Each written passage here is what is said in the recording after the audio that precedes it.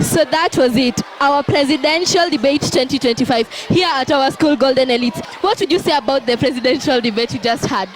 I would say it was very intense, it was just nice.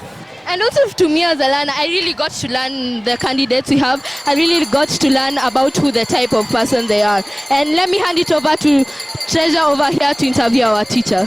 My name is Onyango Castro. I am a teacher at Golden Elite Schools, and here at Tomboya, I am the chairperson, Golden Elite's Electoral Commission. I've been conducting this election for quite some time, and as a chair, basically, I know how to do the job. Yes.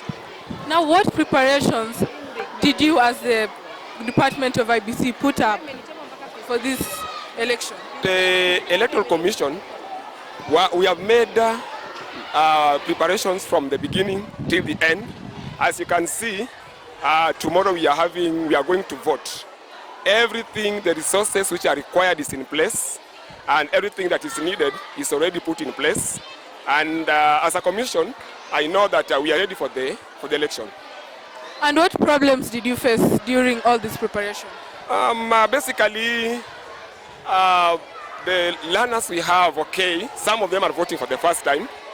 And, because we are doing it at a school level, we are trying to show the learners that this thing, even when they grow up, they are going to vote at national level. Sometimes voter education is not carried out well.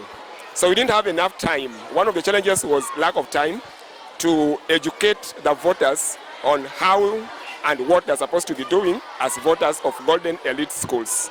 And what policies do you have? Policies as a commission is basically transparency and fairness in this election. We want to show Kenyans how democracy is supposed to be practiced. What policies have you put up to ensure that the elections in Golden Elites run smoothly? First thing, we are talking about a free and fair elections. That is, we are trying our level best to be credible enough. We are trying to instill values in our learners so that in future, any of them could do this as work or profession related. So we are going to make sure that everything runs smoothly. All the votes will be casted, all the votes will be counted in due time, and everything is going to work out as just planned. And we ask God to be with us through this process. Thank you for your time. Thank you, Treasure, for that brief interview. With me are our presidential aspirants who we are just from asking some questions to get further knowledge or further understanding on who they are. So, Precious and Seth, would you give us some of the feelings you are from having from the questions you've been given? About the debates, I believe it has been fair and it has been good to go against a friend for once, and I believe that tomorrow we are going to make it. My party and I are going to make it.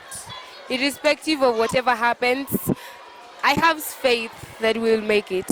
And as for the debate, it was heated, yes, but the support from everywhere was what was keeping us going.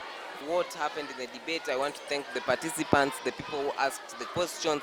They asked fair questions, they asked just questions. They were not biased to ask a particular candidate a specific number of questions or a specific level of difficulty of questions, but they were fair to all the participants. And I also want to just thank those who will vote for me tomorrow. I am prepared for tomorrow and for the outcome. Also, as my friend has said, going against a friend for once, it is a bit difficult, but we will ensure that even after the election, our friendship will still remain and it will even grow stronger.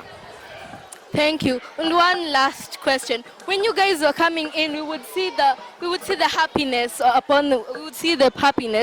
smiles on the students' faces. What would you say will be the effect of this coming tomorrow's voting?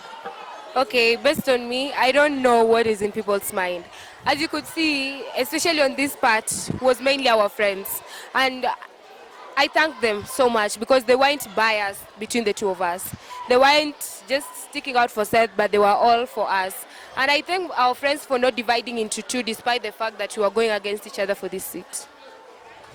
It's the same thing as my friend Ojuang. I also thank my friends and the people of my party that even though we are both we are friends of Ojuang, they were not biased in order that if I'm coming in that they cheered more, or when Ojuang came in they cheered more. You will see people who are in both parties cheering for all of us. That shows that the people of Golden Elites have equality. I also wanted to thank the members of the PA team for ensuring that our entrance was legit, and also for those people who are here today and chanting for us, even though we know not all of them that chanted are going to vote for us tomorrow, but we thank those who will vote for us in advance. Thank you. Those have been our presidential aspirants for this year 2025. I've been your reporter, Grace Esther.